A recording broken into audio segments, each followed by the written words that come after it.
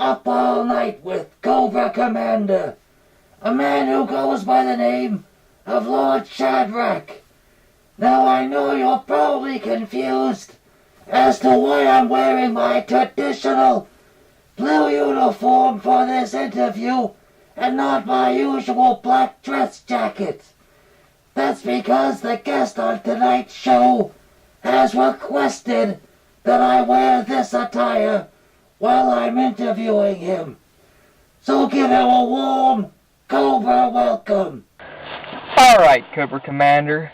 You invited me on your show.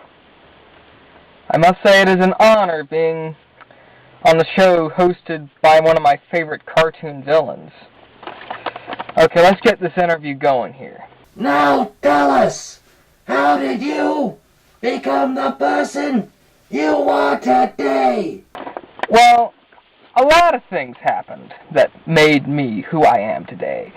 One factor led to another that eventually made me who I am. I mean, it's very in-depth and very broad to go into what made me the kind of person I am today. I mean, there are a lot of factors involved. I mean, there are factors including my interests, my beliefs, what I like, what I dislike, people I admire, people I don't admire. So the list can go on and on. I mean, this one question is basically a long drawn out answer. Very long. I mean, I could make dozens of videos explaining people I admire and how they influenced me, but basically, a long drawn out answer. Very long. I mean, I could make dozens of videos explaining people I admire and how they influenced me, but basically, to put it simply, a lot of factors helped me become the person I am today. An interesting answer.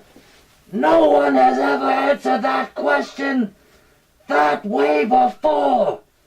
Now why exactly did you start filming videos for YouTube?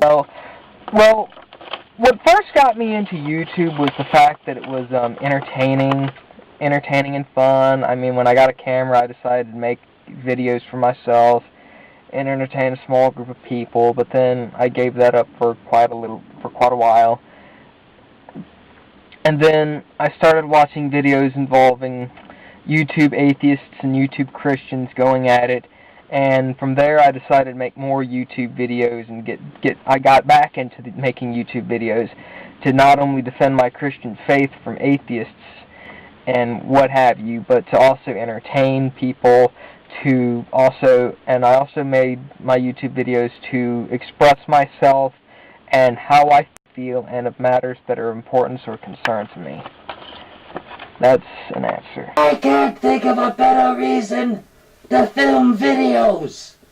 Now, do us the pleasure and describe your video work. Well, in a way I sort of answered it in my previous answer to you, but I'll restate it that in summary it's to express my Christian beliefs, to argue what I like and dislike, to defend certain people, groups, and organizations, to entertain people, and to make mention of my micronation, the Polaris Federation. It is a conglomeration of micro-states working together for a common purpose and a common goal. Good stuff, and a good answer. Now, who do you consider to be the better group, and why do you consider them to be better? Is it G.I. Joe, those losers, or the glorious organization known as Cobra? Well, Cobra and G.I. Joe both have their different strengths, but the thing with Cobra, my main beef with them is the fact that in the cartoon, they've always lost all the time. But in the comics, I really am not exactly sure about the comics of how Cobra has done things in the comic book version of G.I. Joe. But I would have to say that the comic book version of G.I. Joe happens to be better than the cartoon. in some regards the comic is better than the cartoon, and in other regards the cartoon is superior to the comic. But G.I. Joe and Cobra both have their respective strengths and weaknesses, but I usually traditionally side with G.I. Joe because I'm more of a kind of guy that likes to be a hero in a sense. But I do not see a problem with many of the Cobras. I mean, especially you, Cobra Commander, you're very, very interesting and very tough. I still don't understand what happened and why they opted to turn you into a snake in the G.I. Joe movie. And a lot of other things. I still wish that Sunbow had continued the cartoon series just like they did with Transformers, because I really wanted to see what happened after the movie. The cartoon company that they gave the rights to after the movies, it just was far mediocre than the Sunbow version. You are siding with G.I. Joe, those bunch of losers! And yes, I will admit, the whole idea of me being turned into a snake still leaves a bad taste in my mouth. That show really went downhill when those morons from Deke took over. Now, who would you consider to be the greatest hero and villain of all time, and why? Well, there are a number of superheroes and supervillains I admire. But if I had to pick one that I consider the greatest superhero of all time, it would have to be Captain America.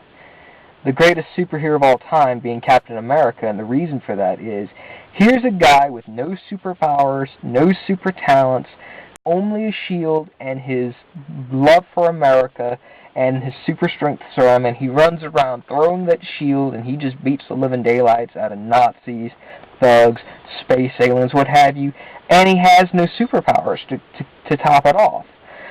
Captain America represents all the great qualities of America, of being, and what being an American is all about. He's patriotic, he's loyal, and he's very, very... I could just go on and explain how awesome Captain America really is in a simple video because of what Captain America represents. As for supervillains, there are a number of supervillains that I can name off the top of my head. Let's see, there's Darth Vader, there's Dr. Doom, Lex Luthor, Sylar from Heroes. There's, of course, you, Cobra Commander. But I'm going to have to go with, Cobra Commander is kind of hot in this vehicle here, this mobile vehicle, if you will. My tank, if you prefer to call it that, or my starship or whatever. But supervillains, I'm going to have to go with Q from Star Trek, The Next Generation, because Q was basically a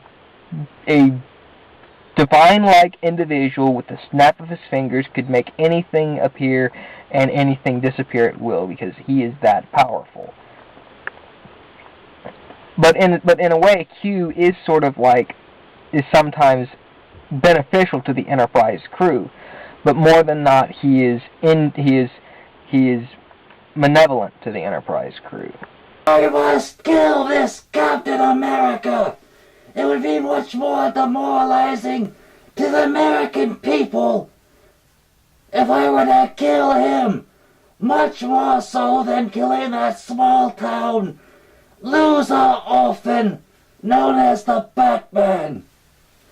And I agree with you, Q is on the top of my list of my favorite villains, under my name, of course.